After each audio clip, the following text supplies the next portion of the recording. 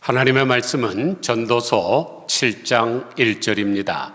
구약성경 954면 954페이지 전도서 7장 1절로 4절까지 봉독합니다. 좋은 이름이 좋은 기름보다 낫고 죽는 날이 출생하는 날보다 나으며 초상집에 가는 것이 잔치집에 가는 것보다 나으니 모든 사람의 끝이 이와 같이 됨이라. 산자는 이것을 그의 마음에 둘지어다.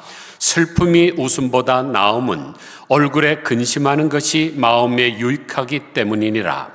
지혜자의 마음은 초상집에 있으되 우매한 자의 마음은 혼인집에 있느니라. 아멘.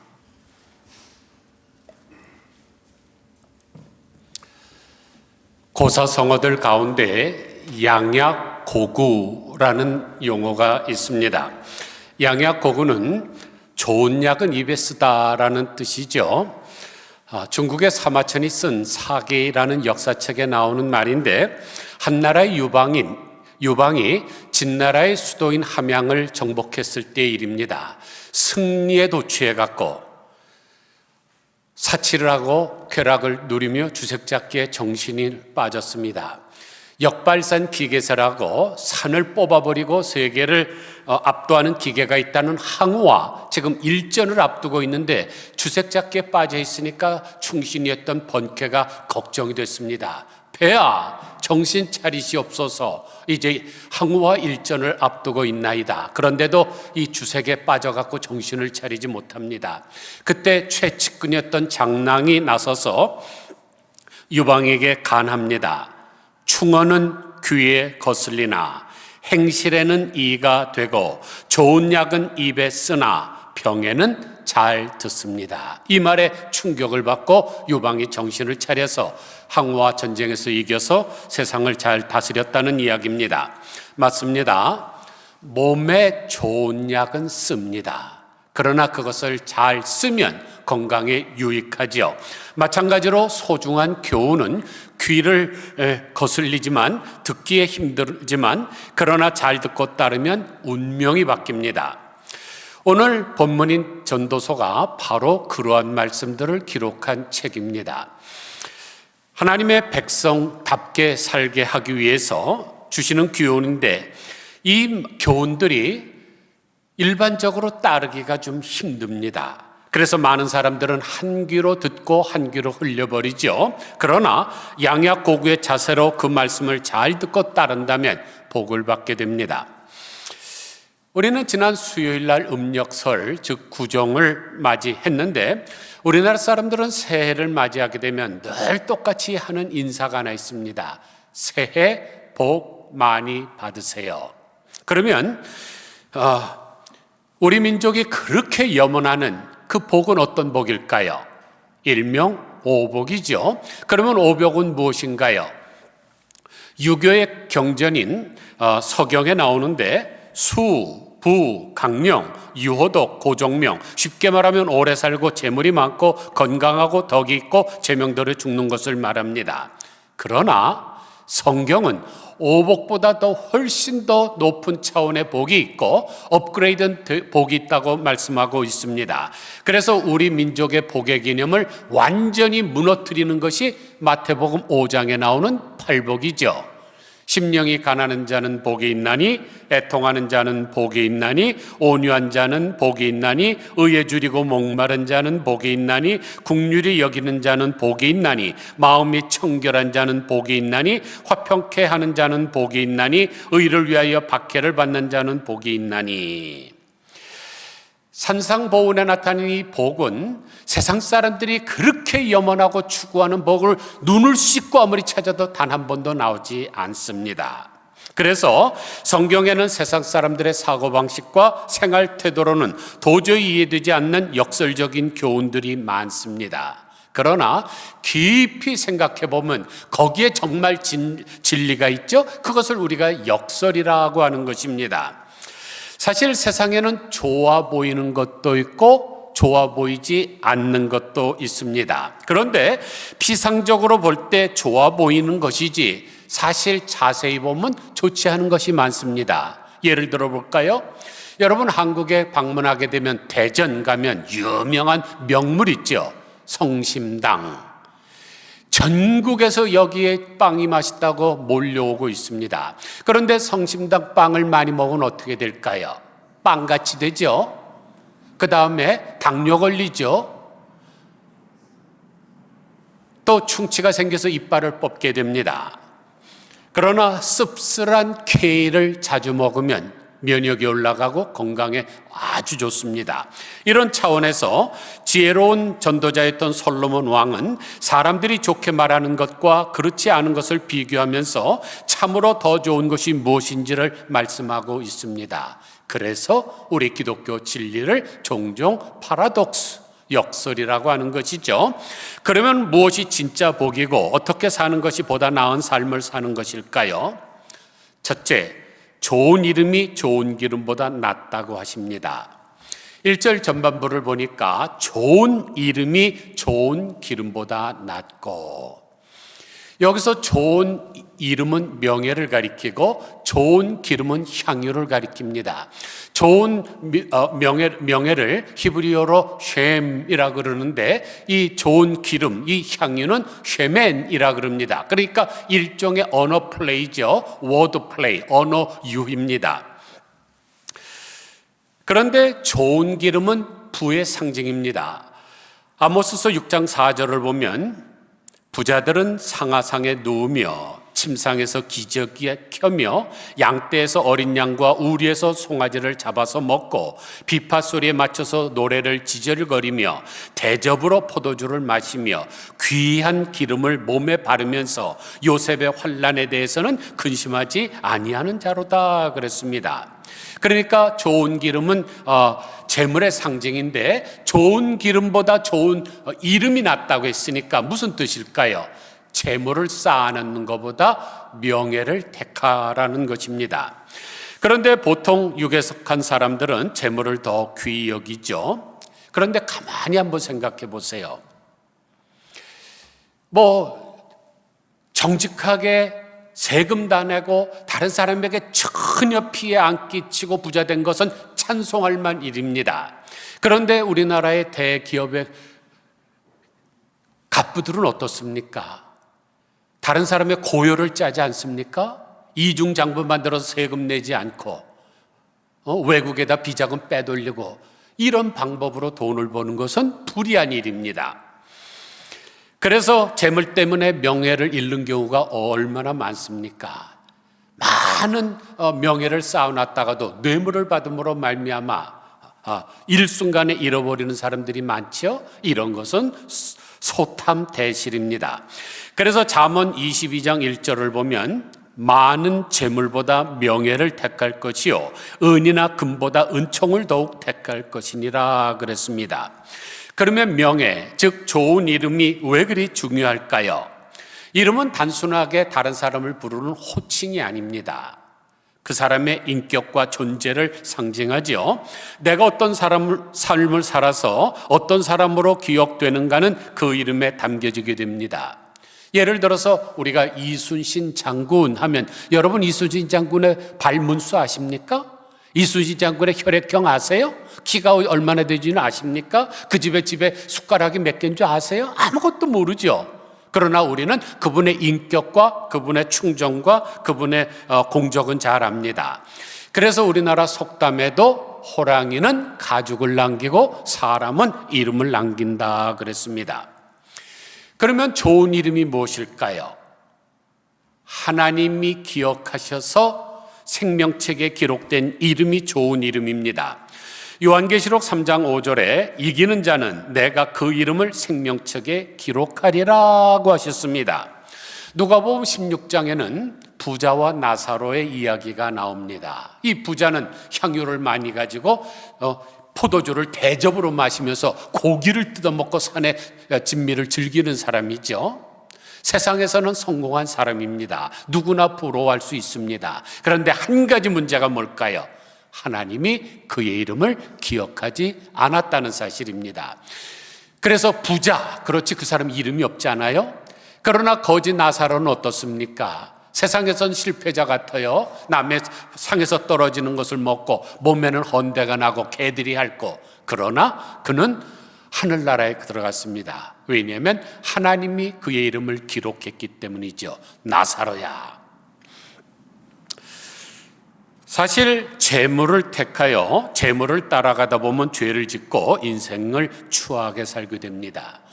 아간과 아나니아와 삽비라가 그 대표적인 사람이죠. 여러분 한번 아간을 묘사하는 글을 보세요. 몇 대 조상부터 쫙 나옵니다. 대단한 집안입니다. 그런데 그 신할산 회투, 그 다음에 은 몇 조각, 그것 때문에 아주 집안이 아주 풍지박산되고 망하고 말지 않았습니까? 명예를 선택한 사람은 생활에 부족함이 있을지 몰라도 나중에는 후회가 없는 삶을 살았다고 고백할 수 있게 됩니다. 둘째로 죽는 날이 출생하는 날보다 더 낫다고 하십니다. 1절 하반부를 보면 죽는 날이 출생한 날보다 나으며 라고 말씀합니다. 이 말을 언뜻 잘못 들으면 자살을 종용하는 말로 오해할 수가 있습니다. 오해하시면 안 돼요. 성경은 절대로 자살을 권하거나 미하지 않습니다. 우리의 생명은 하나님이 주신 것입니다. 그러므로 우리의 생명은 내가 어떻게 할 수 있는 주권이 나에게 없습니다. 오직 하나님에게 달려있는 거죠. 그러므로 하나님이 나에게 주신 이 생명을 잘 보존하는 것이 성도의 책무입니다. 그런데 염세주의 철학자 쇼펜하우어는 사람이 제일 행복한 것은 이 세상에 태어나지 않는 것이고 불행하게도 태어났다면 하루라도 빨리 죽는 것이 두 번째 행복이라 그랬습니다. 그러나 정작 자기는 72세까지 살면서 잘 때 자기 머리맡에 총을 놔두고 잤습니다. 누가 자기를 해할까 봐. 그러니까 염세주의자들은 이중인격자고 사기꾼들이죠. 그런데 염세주의자들이 죽음을 예찬하고 미워하는 까닭은 육신의 삶이 너무 고통스러워서 죽자는 것입니다. 세상을 저주하고 증오하는 자세죠. 그러나 성도는 세상을 대하는 태도가 그래서는 안 됩니다. 이 세상 좋은 것입니다. 너무나 좋은 것이죠. 이 온 우주에 이 지구와 같이 아름다운 푸른 별이 어디 있습니까? 그러나 천국은 이 지구와 상대가 되지 않도록 좋은 곳입니다. 그곳에는 우리의 상상을 초월하는 평화와 행복이 있기 때문입니다. 고린도후서 12장 2절을 보면 내가 그리스도 안에 있는 한 사람을 아노니 그는 14년 전에 셋째 하늘에 이끌려 간 자라. 내가 이런 사람을 아노니 그가 낙원으로 이끌려가서 말로 표현할 수 없는 말을 들었으니 사람이 가에 이르지 못할 말이로다. 여기서 그 사람은 사도 바울이죠. 그러니까 성령에 이끌려서 14년 전에 사도 바울이 하늘나라에 가서 정말로 기가 막히는 장면들을 봤는데도 입을 딱 닫았습니다. 왜냐하면 그것을 목격하고 왔다고 해도 사람들은 믿지 않을 것이고 또한 그 아름다움을 인간의 말로 표현할 수가 없기 때문입니다. 이사야서 11장을 보면은 하나님의 나라를 사자가 소처럼 풀을 뜯고 어린아이들의 손에 이끌리고 독사굴에 손을 넣어도 물지 않는 곳이라고 묘사를 했습니다. 이거 오해하시면 안 됩니다. 천국에 사자가 있고 소가 있고 뱀이 있다는 말씀이 아니에요. 약육 강식과 같은 그런 모든 세상의 원리가 다 파괴된 진정한 평화가 있는 나라라는 뜻이죠. 또한 요한계시록 21장에는 천국에는 생명나무와 생명수가 있어서 이것을 먹고 마시는 성도는 하나님과 영원토록 산다 그랬습니다. 그래서 시편 116편 15절을 보면 성도의 죽는 것은 여호와께서 귀중히 보시는도다 라고 했고 요한계시록 14장 13절에서는 주 안에서 죽는 자들은 복이 있다 그랬습니다. 그래서 출생하는 날보다 죽는 날이 좋다고 말씀하는 것이죠. 출생은 나그네와 같은 인생을 시작하는 것에 불과하지만 종생은 영원한 생명의 시작이기 때문입니다. 또 출생은 고생하러 나오는 것이지만 주 안에서 죽는 것은 안식하려고 들어가는 것입니다. 그러나 주 안에서 죽어야 출생하는 것보다 나은 것이지 예수님도 믿지 않고 죽는 것은 출생하지 못한 것보다도 못한 것입니다. 가룟 유다 보세요. 차라리 태어나지 않았으면 더 좋을 뻔하셨다고 말씀했죠. 출생하는 날보다 죽는 날이 더 나빴기 때문입니다. 그러나 거지 나사로는 출생하는 날보다 죽는 날이 더 복이 있었던 사람입니다. 셋째로 초상집에 가는 것이 잔치집에 가는 것보다 낫다고 하십니다. 2절 보니까 초상집에 가는 것이 잔치집에 가는 것보다 나으니 모든 사람의 끝이 이와 같이 됨이라 산 자는 이것을 그의 마음에 둘지어다. 사람들은 초상집에 가는 것보다 잔치집에 가는 것을 좋아합니다. 왜 그럴까요? 잔치집에 가면 산의 진비가 있죠. 또 풍성한 술이 있습니다. 또 재미있는 음악이 있고 또 춤을 출 수가 있습니다. 그러나 잔치집에 가면 타락하기가 쉽습니다. 다니엘서 5장에 바벨론 제국의 벨사살 왕의 이야기가 나오죠. 1000명의 귀인들을 모아놓고 예루살렘 성전에서 뺏어왔던 여호와의 기명에다 술을 부어서 마셔라 먹어라 그랬습니다. 그런데 그날 밤 어떻게 됐습니까? 메데 바사 연합군들이 쳐들어와서 즉살했죠. 벨사살이라는 이름의 뜻은, 벨은 그 바벨론 제국의 최고의 신의 이름입니다. 그러니까 벨이 왕을 지켜주시기를 이라는 뜻인데, 잔치집에서 술 먹고 놀다가 결국 비참하게 사살당해 죽었습니다. 우리가 보통 잔치를 벌리게 되면 거기에 그냥 농담도 많이 하고 음담패설도 하고 술도 마시고 이러다 보면은 실수하기가 쉽습니다. 그래서 동방의 의인 욥은 어떻게 했습니까? 자기 아들들이 딸들이 잔치만 하면 그 다음날 모든 10명의 자녀들을 모아놓고 번제를 드리지 않았습니까? 혹시 먹고 마시는 중에 실수했을까 봐. 이게 바른 성도의 모습입니다. 세계를 장악했던 로마 제국이 왜 멸망했습니까? 로마의 문화는 한마디로 잔치 문화였습니다.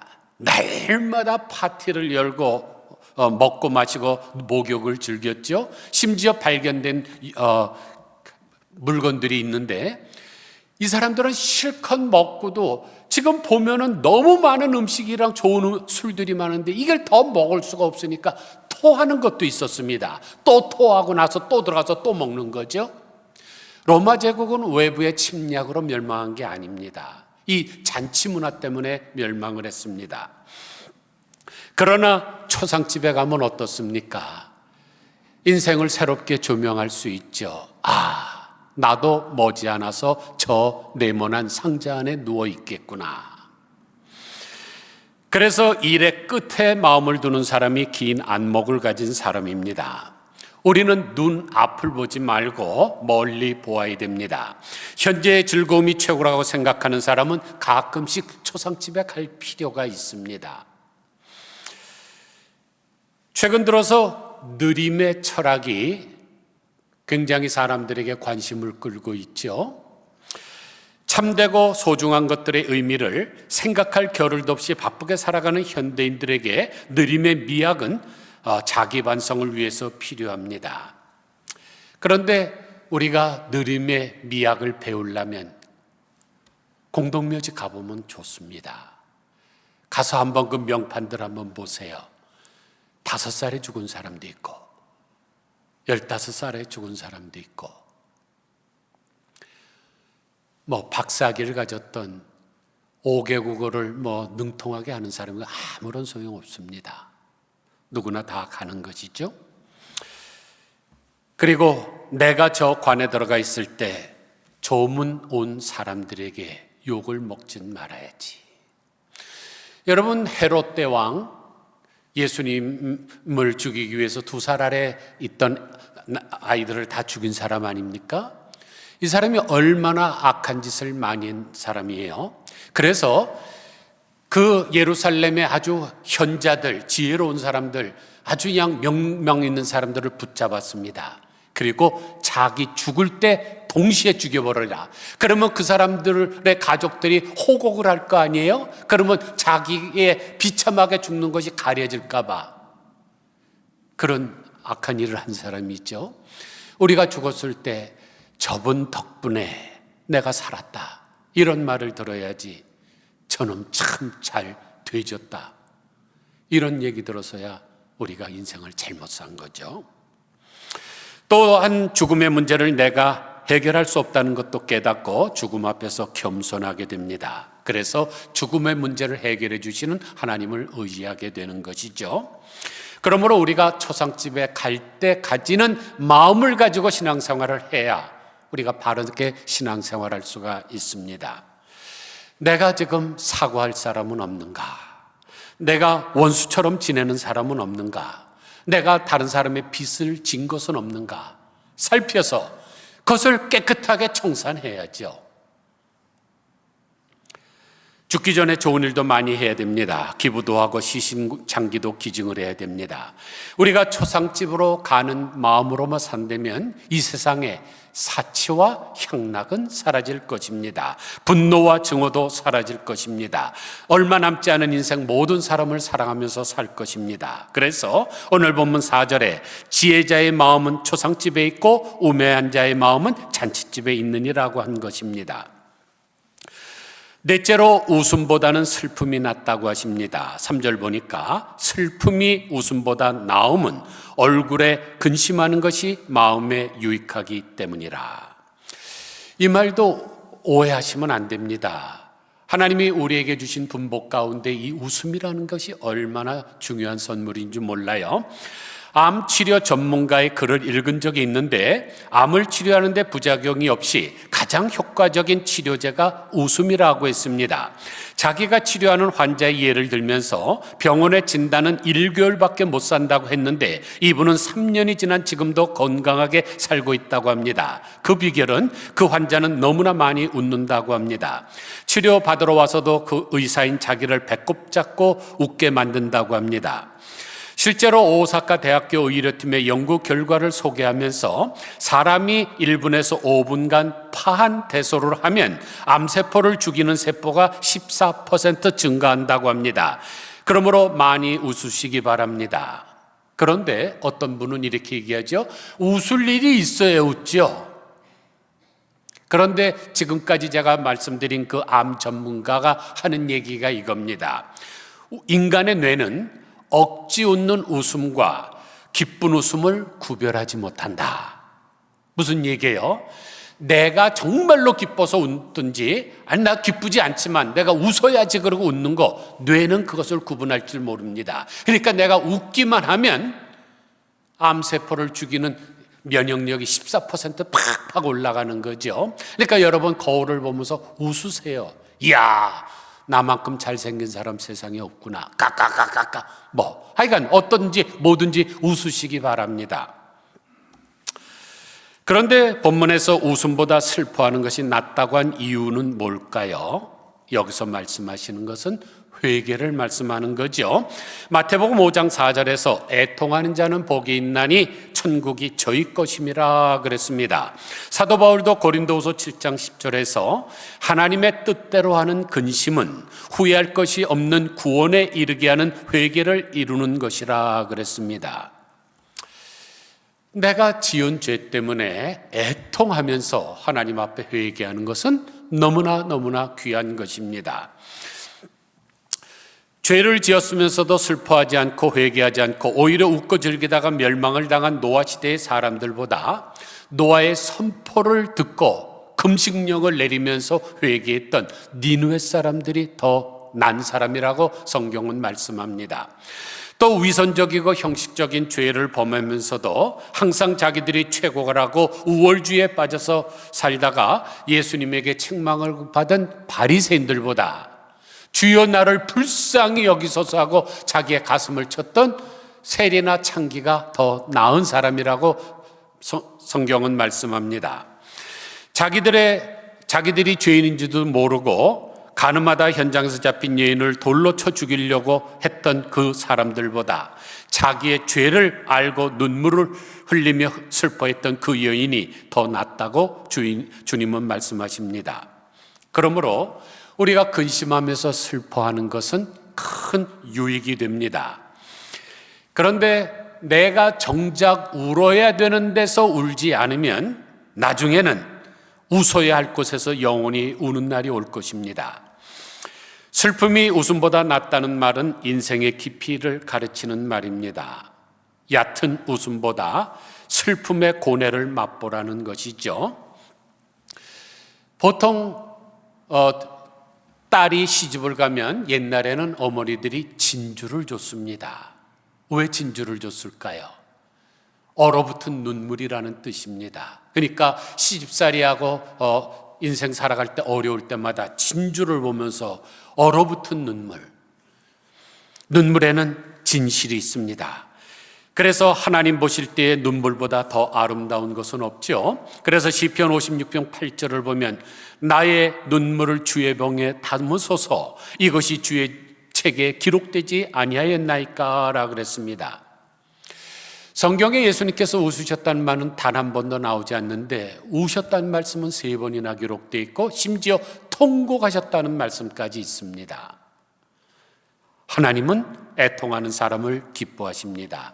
그래서 눈물을 닦아주시고 위로해 주시고 용서해 주시고 은혜를 베풀어 주십니다.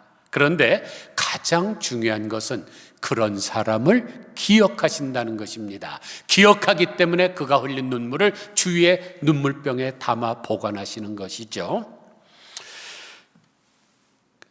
그래서 성경은 지은 죄를 생각하며 애통하며 울라고 하십니다. 그러면 울음을 웃음으로 바꿔주신다고 약속하십니다. 야고보서 4장 9절을 보면 슬퍼하며 애통하며 울지어다. 너희 웃음을 애통으로 너희 즐거움을 근심으로 바꿀지어다. 그러면 어떻게 될까요? 이사야서 61장 3절을 보니까 무릇 시온에서 슬퍼하는 자에게 화관을 주어 그 죄를 대신하며 기쁨의 기름으로 그 슬픔을 대신하며 찬송의 옷으로 그 근심을 대신하시겠다고 약속하셨습니다. 사랑하는 성도 여러분, 애통하시기를 바랍니다. 우리의 인생의 날수가 얼마나 먼지 모릅니다. 몇 초 후에 어떤 일이 있을지 모르죠. 요즘 이상하게 한국과 미국에 계속적으로 비행기 사고가 일어납니다. 4일 전에는 워싱턴에서 여객기와 군용 헬기가 부딪혀서 67명 모두가 다 포토맥 강물에 수장돼서 죽지 않았습니까? 그때 33살 난 강세라 변호사가 있습니다.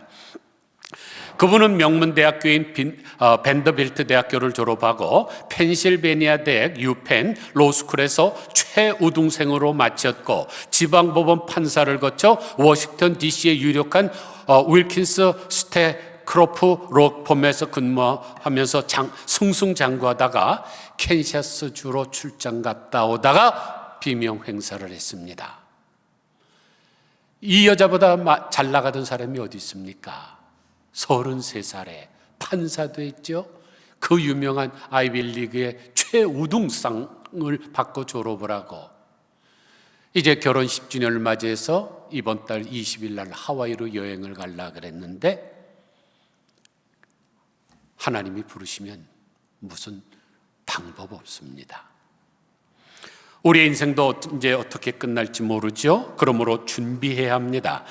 전도서 12장 1절을 보면 너는 청년의 때 곧 곤고한 날이 이르기 전 나는 아무 낙이 없다고 할 해가 가깝기 전에 너희 창조자를 기억하라. 놀라운 사실은 유대인들은 너의 창조자를 기억하라는 이 문구를 너의 무덤을 기억하라고 읽습니다. 왜냐하면 히브리어로 창조자라는 단어와 무덤이라는 단어가 자음으로 똑같기 때문입니다. 이런 것을 영어로 펀이라고 그러고 신학용어로 파르노 마시아라고 그러죠. 우리 이 시간 두 가지를 기억해야 됩니다. 나의 창조자와 나의 무덤. 아무쪼록 오복보다 더 나은 팔복을 얻기 위하여 4가지 역설을 마음에 새기고 초상집을 조문하러 간 사람처럼 긴장하며 살아가는 우리 모두 다 되시기를 주님의 이름으로 간절히 축원드립니다. 기도하겠습니다. 하나님 아버지, 1월 들어서 벌써 두 분을 하나님의 나라로 환송을 했습니다.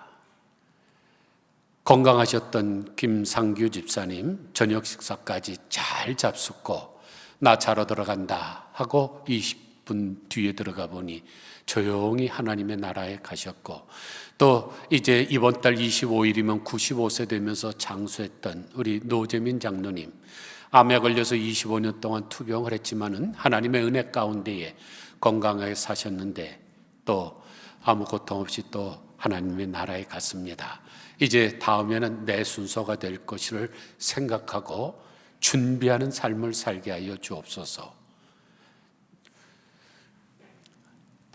강세라 변호사, 정말로 모든 사람이 부러워할 만큼 승승장구했는데 순식간에 하늘에서 2대의 비행기가 충돌함으로 말미암아